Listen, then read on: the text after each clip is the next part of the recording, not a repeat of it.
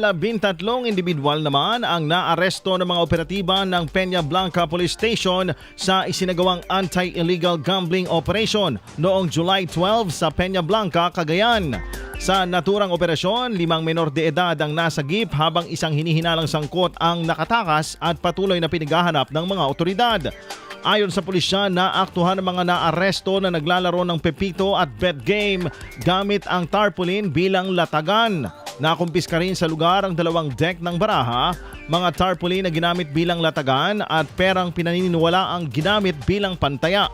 Isinailalim sa pangangalaga ng Municipal Social Welfare and Development Office ang 5 menor de edad habang dinala sa Peña Blanca Police Station ang iba pang naaresto para sa kaukulang investigasyon at pagsasampa ng kasong panglabag sa Presidential Decree No. 1602 o Anti-Illegal Gambling Law.